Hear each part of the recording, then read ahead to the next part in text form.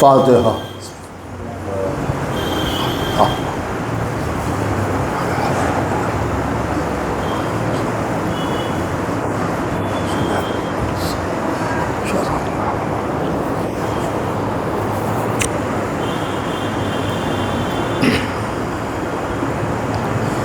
اعوذ باللہ من الشیطان اللعین الرجیم، بسم اللہ الرحمن الرحیم، والحمد للہ رب العالمین، والصلاة والسلام علی اشرف الانبیاء والمرسلین، خاتم النبیین، سید الوصیین، محب الغرباء والفقراء والمساکین، رحمت للعالمین، رسول الثقلین، امام الحرمین، صاحب قاب قوسین، محبوب رب المشرقین والمغربین، جد الحسن والحسین، مولانا و مولا الثقلین، ابی القاسم محمد وآل بیتہ الطیبین الطاہرین المعصومین المظلومین المنتخبین المنتجبین، الذین اذهب اللہ عنہم الرجس وطہرہم تطہیرا، ولعنۃ اللہ علی اعدائہم وقتلتہم ومنکر فضائلہم ومصائبہم وطہارتہم وجلالتہم وشجاعتہم وعظمتہم وولایتہم وعطشہم اجمعین، من لیلنا ھذا الی یوم الدین، اما بعد فقد قال اللہ سبحانہ تبارک و تعالی فی کتابہ الکریم والفرقانہ الحکیم والقرآن الکریم وقولہ الحق، بسم اللہ الرحمن الرحیم، ما خلقت الجن والانس الا لیعبدون، صلوات بجدان۔ بات ہی مختصر سی قرآن مجید کی آیت کریمہ کہ جس کی تلاوت میں شرف حاصل کیا، اس میں خدا عالم نے اس انسان کو کہ جو ہر چیز میں ایک مقصد کو تلاش کرتا ہے، اس کی حیات کا مقصد بتایا، اور یہ بتایا ہے کہ ہم نے تمہیں بے مقصد نہیں پیدا کیا ہے بلکہ با مقصد پیدا کیا ہے، اور تمہاری خلقت کا مقصد کچھ اور نہیں ہے بلکہ میری عبادت کرنا ہے، یعنی ہم نے تمہیں عبادت کے لیے ہی خلق کیا ہے۔ ظاہر سی بات ہے کہ خدا عالم نے جو بھی چیزیں کائنات میں بنائی ہیں، جیسا کہ پورے عشرے میں نے آپ کے سامنے عرض کیا کہ اس نے اس بات کا اعلان فرمایا کہ ہر شے کا خالق وہی ہے اور وہی ہر شے کی حفاظت کرنے والا ہے۔ تو اس نے جتنی بھی چیزیں بنائی ہیں تو اس نے وہی نہیں بنائی ہیں بلکہ با مقصد بنائی، اور یہ بات عقل میں بھی آتی ہے اس لیے کہ اگر انسان بے مقصد عمل کرنے لگے اور بیٹھا ہے ہنس رہا ہے اور بے مقصد ہنس رہا ہے تو اس کے ہنسنے پر لوگوں کو اعتراض ہو جاتا ہے۔ اگر کوئی بیٹھا ہوا گریہ کر رہا ہے، آنسو بہا رہا ہے، تو اس کے اوپر بھی لوگوں کو اعتراض ہو جاتا ہے، کوئی ایسا مسئلہ نہیں ہے پھر بھی یہ رو رہا ہے۔ کہیں سڑک پر بے مقصد گھوم رہا ہے تو اس پر بھی اعتراض ہوتا ہے کہ صاحب ہر وقت یہ گھوما ہی کرتا ہے۔ ایک جگہ پر بے مقصد بیٹھا ہوا ہے تو اس پر بھی اعتراض ہوتا ہے کہ یہ بے مقصد بیٹھا ہوا ہے۔ اس کا مطلب یہ ہے کہ بے مقصد عمل انسان پسند نہیں کرتا، وہ چاہتا ہے کہ عمل کرے تو با مقصد عمل ہو، بے مقصد عمل نہ ہو۔ کھلی ہوئی بات ہے کہ ہنسو، ضرور ہنسو، ہنسنے سے کوئی کسی کو منع نہیں کرتا، لیکن موقع ہنسنے کا ہو تو ہنسو، گریہ کرو، رو، لیکن یہ کہ بے مقصد نہ رو۔ لیکن اگر رونے کا ہے مقصد اور اس میں رونے میں کوئی مقصد پنہا ہے تو پھر رونا ہی اس کی شان سمجھی جاتی ہے۔ اس لیے اگر آپ غور فرمائیں تو الحمدللہ ہماری قوم میں ہنسی بھی با مقصد ہے اور گریہ بھی با مقصد ہے۔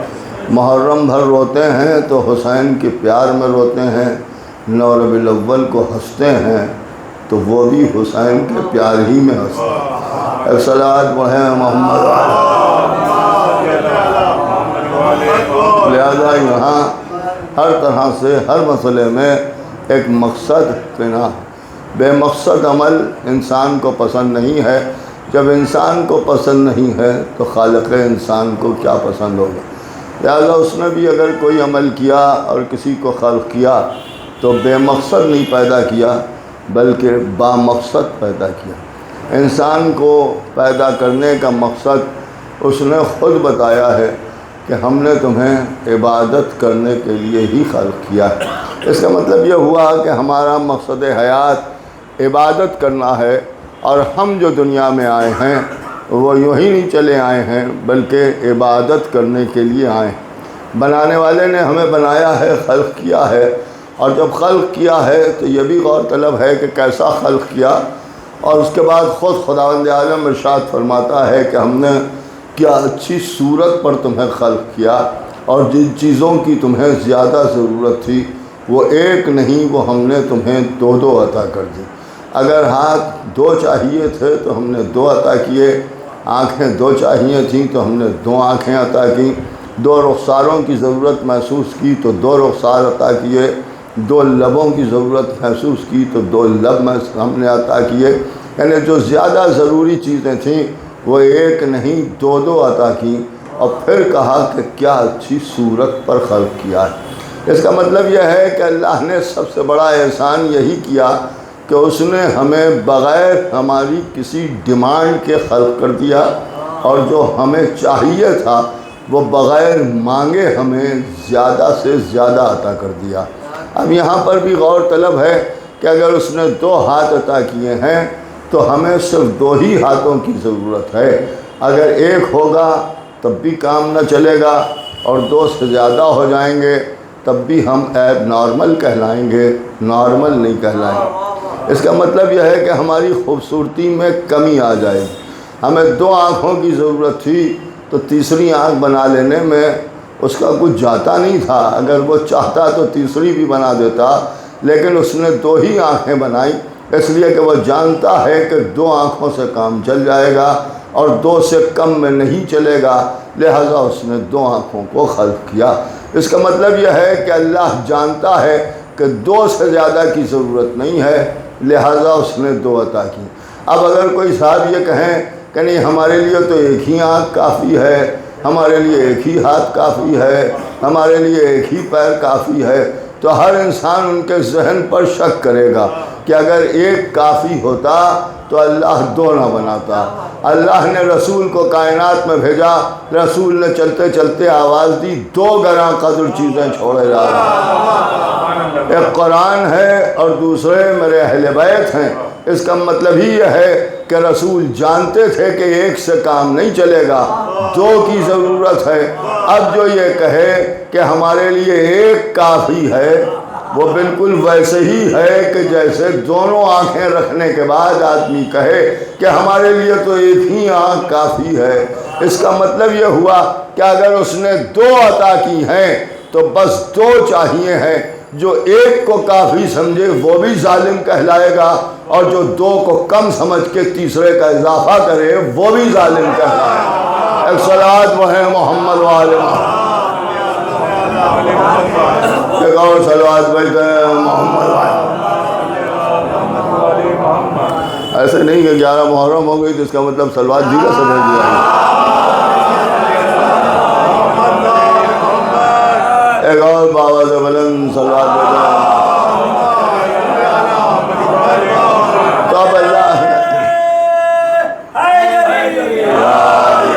تو اب اللہ نے ہمیں جو خلق کیا ہے وہ بے مقصد نہیں پیدا کیا بلکہ با مقصد پیدا کیا۔ جب با مقصد پیدا کیا تو ہماری حیات کا مقصد ہے عبادت کرنا۔ ہم جو کائنات میں آئے ہیں وہ عبادت کرنے کے لیے آئے ہیں۔ جب عبادت کرنے کے لیے آئے، دیکھیے ابھی میں نے پہلے عرض کیا کہ جب اللہ نے ہمیں عبادت کرنے کے لیے خلق کیا ہے تو پھر ہمیں ہر وقت عبادت کرنا چاہیے۔ دیکھیے ہر وقت عبادت کرنا چاہیے، آغاز میں بھی عبادت ہو، انجام میں بھی عبادت ہو، رفتار میں بھی عبادت ہو، گفتار میں بھی عبادت ہو، اگر ذکر ہو رہا ہے تو ذکر بھی عبادت ہو، دیکھ رہے ہیں تو دیکھنا عبادت ہو، بول رہے ہیں تو بولنا عبادت ہو، ساری عبادتوں کو جمع کیجئے تو ساری عبادتیں کر لینے کے بعد بھی ہمارا وقت خالی رہ جاتا ہے۔ تو جب وقت خالی رہ جاتا ہے تو کوئی ایسی بھی عبادت ہونا چاہیے جو وقت کی پابند نہ ہو، ایسی عبادت ہو کہ جو جگہ کی پابند نہ ہو۔ لہذا رسول اللہ نے آواز دی کہ ایسی عبادت چاہتے ہو جو ہر وقت جاری رہے تو حب علی عبادہ، علی کی محبت عبادت ہے۔ صلوات ہے محمد والے۔ ایک بات میں یہ بھی آپ کے سامنے عرض کر دوں، اس لیے کہ اس وقت کے ماحول کا اگر آپ دیکھیں تو بڑا تضاد ہے اور بہت زیادہ ہنگامہ ہے، ہر آدمی اپنے نظریے کو ہی اسلام کا نظریہ بنا رہا ہے، جبکہ ہونا یہ چاہیے کہ اسلام کا نظریہ ہمارا نظریہ ہونا چاہیے۔ لیکن یہاں مصیبت یہ ہے کہ ہم یہ سمجھتے ہیں، ہم یہ دیکھتے ہیں، ہم یہ چاہتے ہیں، ہماری عقل میں یہ آتا ہے، ہمارے گھر میں یہ ہوتا ہے، ہمارے خاندان میں یہ ہوتا ہے، ہمارے گاؤں میں یہ ہوتا ہے، لہذا یہی اسلام ہے۔ ایسا نہیں ہے۔ ہمارے گھر میں کیا ہوتا ہے اس سے اللہ کو کوئی لینا دینا نہیں ہے۔ اصل میں اسلام اس کا نام ہے کہ جو اللہ چاہتا ہے۔ ہم کیا چاہتے ہیں تو یوں سمجھ لیجئے کہ ہم کیا، ہماری حیثیت کیا اور ہمارا چاہا ہوا کیا۔ یہاں ہمارے چاہے ہوئے کا نام اسلام نہیں ہے، اللہ کے بتائے ہوئے کا نام اسلام۔ دیکھیے اللہ کے بتائے ہوئے کا نام اسلام۔ مسلمانوں میں ہم میں یہی فرق ہے کہ وہ جسے چاہتے ہیں جو بنا دیتے ہیں، لیکن ہمارا یہ معاملہ نہیں ہے۔ اللہ جسے بنا کے بھیجتا ہے ہم اسی کو مانتے ہیں۔ دیکھیے ہم اسی کو مانتے ہیں۔ ہمارا مذہب یہ ہے کہ بنانا اللہ کا کام ہے، بتانا رسول کا کام ہے، ماننا ہمارا کام ہے۔ ایک صلوات وہ ہے محمد والے، ایک اور بابا بلند صلوات بیٹھا ہے۔ لہذا ہمارے مسائل الگ ہیں۔ دیکھیے ہمارے مسائل الگ ہیں۔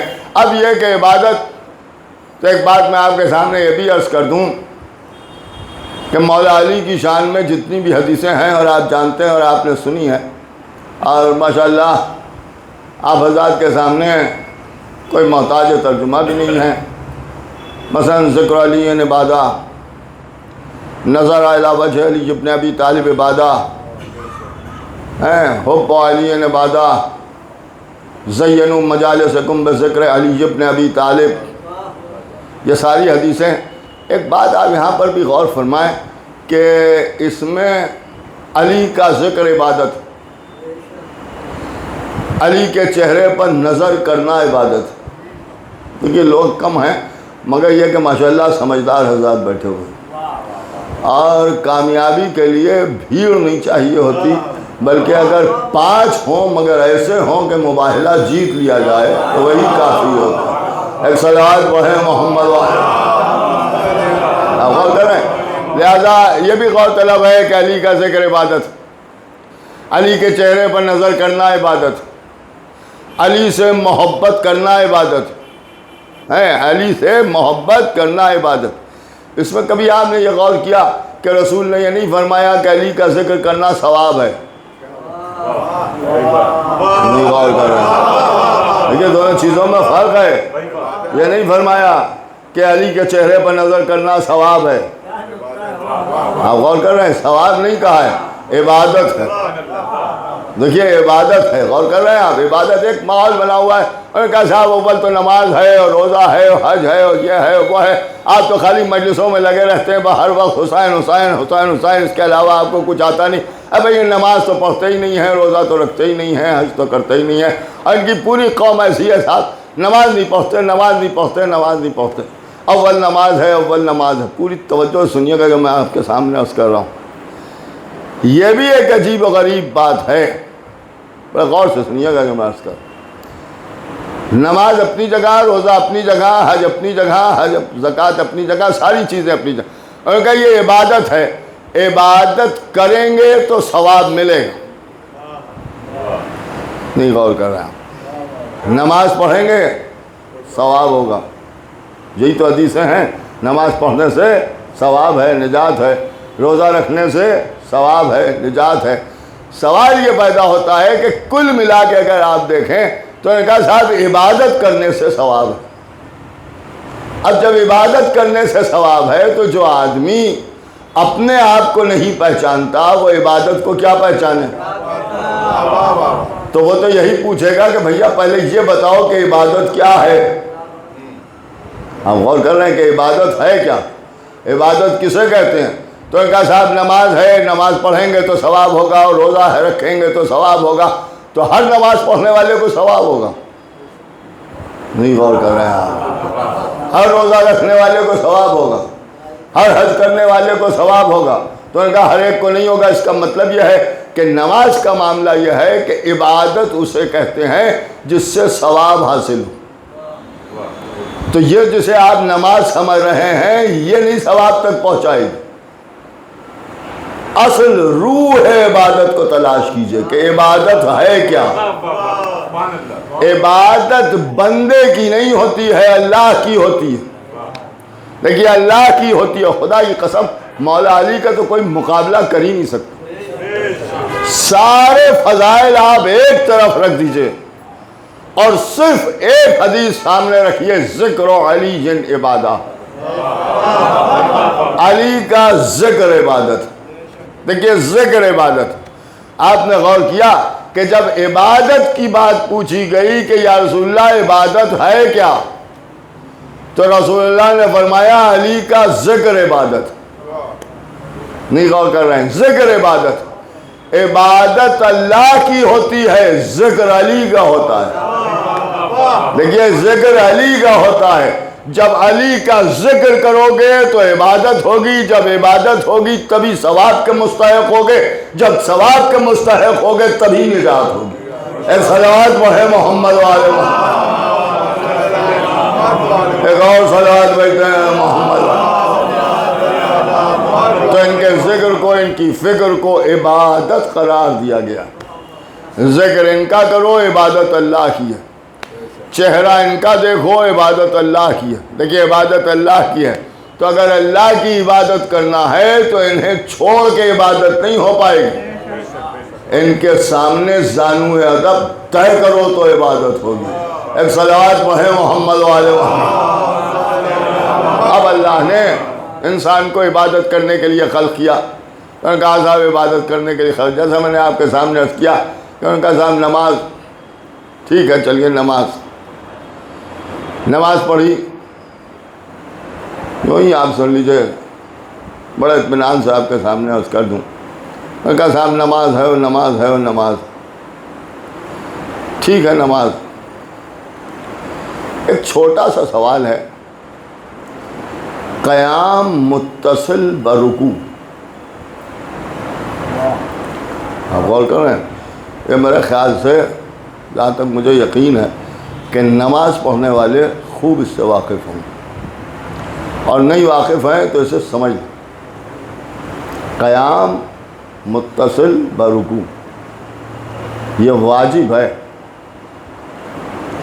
اور ایسا واجب ہے کہ اگر یہ چھوٹ جائے تو نماز نہیں ہے، درست نہیں ہے نماز۔ سارے علماء نے لکھا ہے، تمام مرجع کی آپ تفسیریں دیکھ لیں، میری بات پہ یقین نہ کریں، جس کی بھی آپ تقلید کرتے ہوں، جسے بھی آپ مانتے ہوں اس سے جا کے پوچھ لیں، قیام متصل برکوع یہ ہے کیا؟ تو انہوں نے کہا کہ صاحب رکوع سے پہلے، غور سے سنیے گا، ایک لمحے کے لیے تو لمحے کے لیے صرف سیدھے خاموش کھڑے رہ جانا، کھڑے رہنا، صرف قیام کرنا، اسی کا نام ہے قیام متصل برکوع، اور پھر رکوع کرنا۔ سب نے لکھا ہے کہ اگر یہ رکن چھوٹ گیا تو نماز گئی، اور مراجع کرام نے یہاں تک لکھا ہے کہ اگر بھولے سے کوئی یوں ہی چلا جائے اور سجدے تک بھی پہنچ جائے تو فوراً کھڑے ہو کے قیام کرے، پھر رکوع کرے، پھر سجدے میں جائے۔ آپ غور کر رہے ہیں، یہ بہت اہم مسئلہ ہے اور اسے زیادہ تر لوگ نہیں جانتے، لیکن سب نے لکھا ہے۔ تو خالی نماز پڑھنا عبادت نہیں ہے، نماز کے شرائط کے ساتھ نماز پڑھنا عبادت ہے۔ اب ایک چھوٹی سی چیز ہے، قیام متصل با رکوع۔ آج دیکھیں بالکل تبلیغی انداز میں آپ کے سامنے عرض کر، صلوات پڑھیں محمد آج کی مجلس اگر لوگ سنیں گے تو یہی کہیں گے کہ تبرہ پڑھنے والا تبلیغ کیسے کرنے لگا، صلوات پڑھیں محمد بالکل سامنے کی بات عرض کر رہا ہوں کہ آپ کبھی غور فرمائے تو اس میں یہ جو قیام ہوتا ہے اس میں کچھ پڑھا نہیں جاتا۔ بھائی اس میں آپ بہتر جانتے ہیں اس میں کچھ پڑھا نہیں جاتا۔ آپ نے سورہ پڑھے یا قنوت پڑھا، اب اس کے بعد رکوع میں جانا ہے تو رکوع میں جانے سے پہلے، دیکھیے رکوع میں جانے سے پہلے چند لمحوں کے لیے، 1 لمحہ 2 لمحے جیسا آپ مناسب سمجھیں، بالکل خاموش، کچھ نہیں پڑھنا ہے، بسم اللہ بھی نہیں کہنا ہے، حد یہ ہے صلوات بھی نہیں پڑھنا ہے، اللہ اکبر بھی نہیں کہنا ہے، لا الہ الا اللہ بھی نہیں کہنا ہے۔ آپ غور کریں، کچھ نہیں کہنا ہے، صرف خاموش کھڑے ہو جائیے، زبان بند۔ آپ غور کر رہے ہیں جو میں عرض کر رہا ہوں؟ اگر نماز کا معاملہ نہ ہوتا تو شاید ہم کہتے کہ اللہ کہتا ہے انگلی منہ پر رکھ کے کھڑے ہو جاؤ، لیکن یہاں انگلی رکھنے کا بھی حکم نہیں ہے، بس کھڑے ہو جاؤ اور سوچو، پھر رکوع کرو۔ نہیں غور کیا؟ سوال یہ پیدا ہوتا ہے کہ خاموش کھڑے رہنے میں کون سی عبادت ہے؟ نہیں غور کر رہے ہیں آپ، خاموش کھڑا رہنا یہ کون سی عبادت ہے؟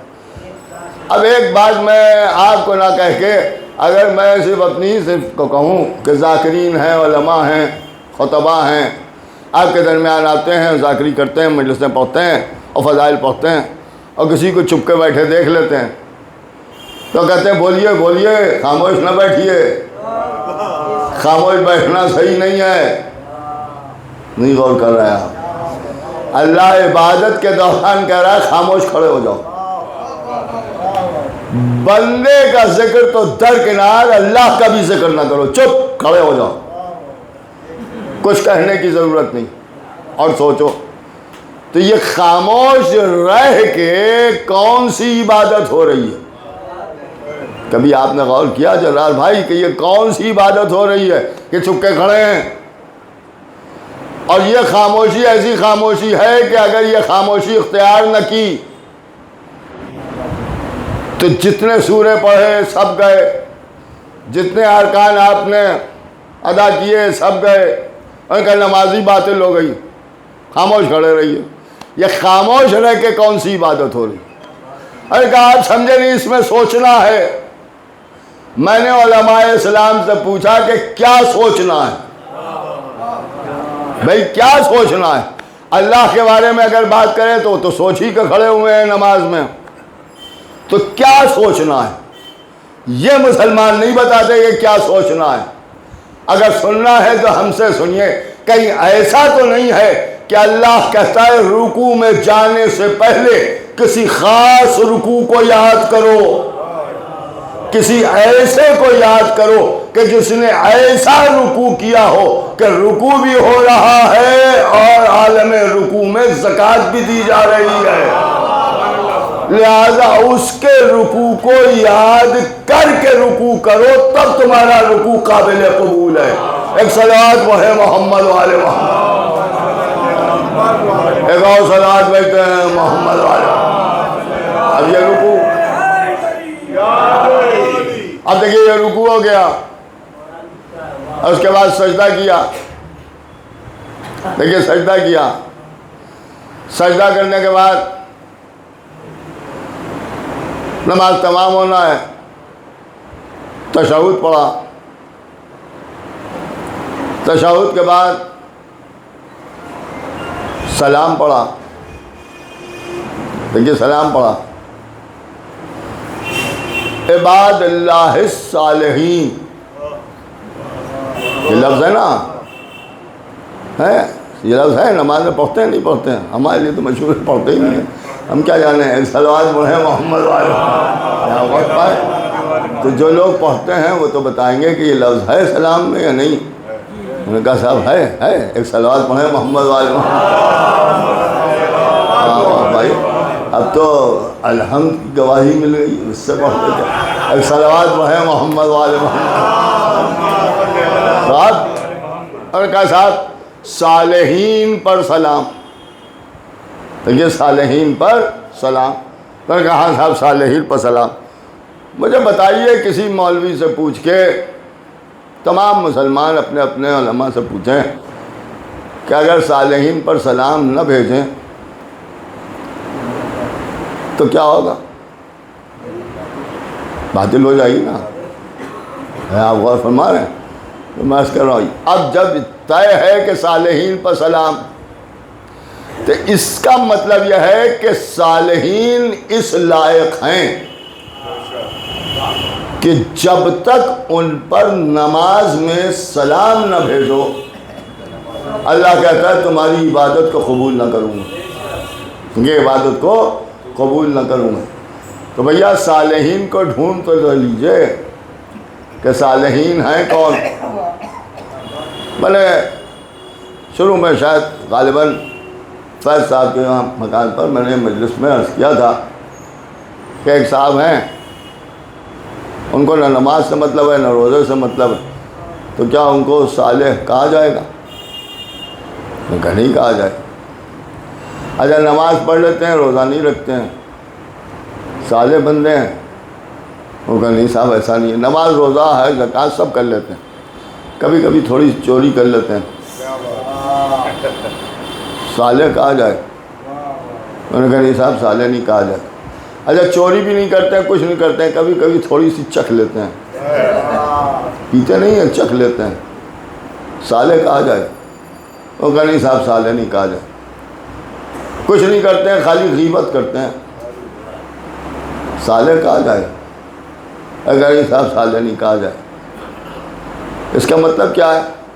ان کا سارے عمل اچھے ہیں، اور اگر ایک بھی گناہ کیا ہے تو صالح کی فہرست میں نہیں آئے گا۔ اس کا مطلب یہ ہے کہ جس کی زندگی میں کوئی گناہ نہ ہو اسے بندہ صالح کہتے ہیں، اور جس کی زندگی میں کوئی گناہ نہ ہو وہ معصوم کہلاتا ہے، اور وہ معصوم کہلاتا ہے۔ اس کا مطلب یہ ہوا کہ نماز میں سلام میں جب تک معصوم پر، دیکھیے معصوم پر سلام نہ ہو اس وقت تک اللہ نماز کو قبول کرنے پر تیار نہیں ہے۔ تو یہاں صالحین سے مراد ہے معصوم ہونا، نہیں غور کر رہے ہیں آپ؟ صالحین سے مراد ہے معصوم ہونا۔ اب اسے تلاش کیجئے جسے صالح کہا گیا ہو، بھئی صالح کہا گیا ہو۔ آپ غور کر رہے ہیں؟ ہمارے منا بھائی یہاں بیٹھے ہوئے ہیں، زیارتیں انہیں خوب یاد ہیں، آپ ان سے پوچھئے گا کہ جب حضرت عباس کی زیارت پڑھتے ہیں تو یہ جملہ ہے یا نہیں ہے کہ السلام علیکہ یا عبد الصالح؟ حضرت عباس کو عبد الصالح کہا گیا ہے۔ صالح اسے کہتے ہیں جس کی زندگی میں کوئی گناہ نہ ہو، جس کی زندگی میں گناہ نہ ہو اسی کو معصوم کہتے ہیں۔ تو نماز کے سلام میں جب تک آپ کے آقا حضرت عباس پر نمازی سلام نہ بھیج لے اس وقت تک تو نماز قبول نہیں ہوتی۔ ایک صلوات بھیجتے ہیں محمد والے، ایک اور بابا سے بدن صلوات بھیجتے ہیں محمد والے۔ تو اب ظاہر سی بات ہے کہ یہ نماز ہے۔ اس کے بعد ایک بات اور آپ کے سامنے عرض کروں، یہ بھی آپ علماء سے پوچھ لیے گا، میری نہ مانیے گا۔ سجدہ شکر، اس کے بعد مستحبات میں یہ ہے کہ جب سجدہ شکر ادا کر لو تو سجدگاہ پر داہنا رخسار رکھو اور بایاں رخسار رکھو۔ ایک بار داہنا رخسار رکھو اور پھر بایاں رخسار رکھو، پھر سجدہ شکر ادا کر کے کھڑے ہو جاؤ۔ مستحبات میں ہے۔ کبھی آپ نے غور کیا کہ ایسا کیا ہے؟ یہ کس چیز کی یاد دلاتا ہے؟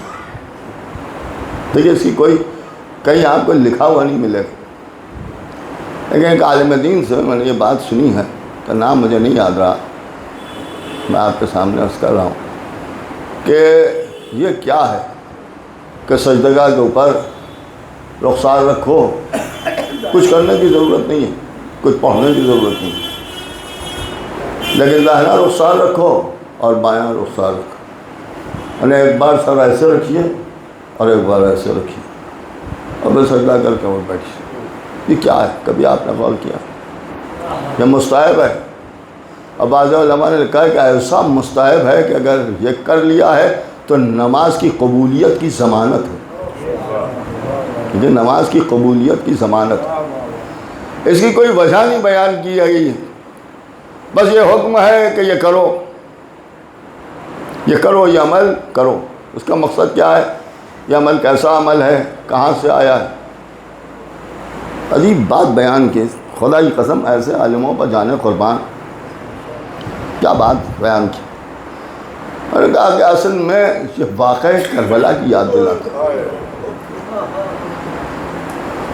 یہ شہادت حسین کی یاد دلاتا ہے۔ انہوں نے جو اس کی مثال دی ہے، مثال تو میں نہیں دے پاؤں گا آپ کے سامنے، لیکن انہوں نے کہا ہے کہ جب حسین کو ذبح کیا جا رہا تھا تو سر کو تن سے جدا کرنے کے لیے شمر سر مبارک کو کبھی داہنی جانب گھماتا تھا، کبھی بائیں جانب گھماتا تھا۔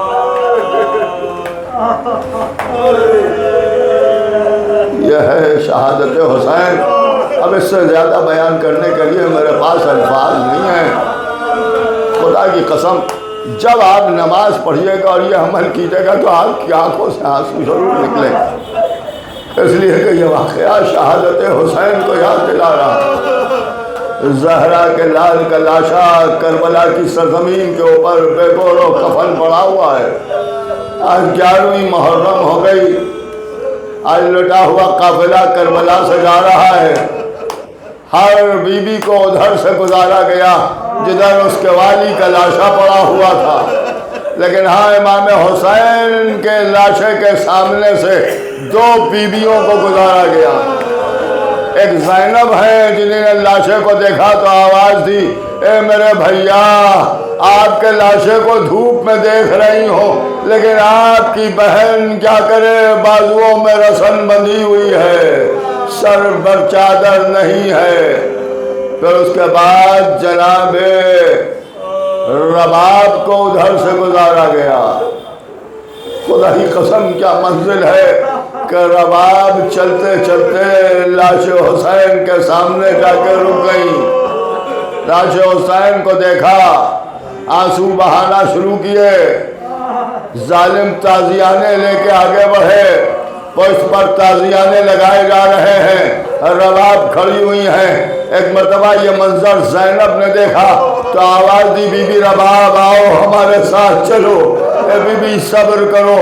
جناب رباب نے اشارے سے فرمایا کہ بی بی کچھ دیر ٹھہر جاؤ۔ یہ کہہ کے رباب نے غور سے حسین کے لاشے کو دیکھا اور اس کے بعد آواز دی، میرے والی، میں نے آپ کے لاشے کو دھوپ میں پڑا ہوا دیکھا، لیکن ہاں آپ کی رباب بہت شرمندہ ہے کہ رباب کے سر پر چادر بھی نہیں ہے جو آپ کے لاشے پر ڈال دے، لیکن آج سے یہ وعدہ کرتی ہے کہ اب رباب زندگی بھر سائے میں نہ بیٹھے گی۔ یہی وجہ ہے کہ کربلا کے بعد رباب نے سائے کو اختیار نہ کیا۔ واہ حسینہ علیہ سَيَعْلَمُ الَّذِينَ ظَلَمُوا وَقَوْمَ يَنْقَلِبُونَ إِنَّا لِلَّهِ وَإِنَّا إِلَيْهِ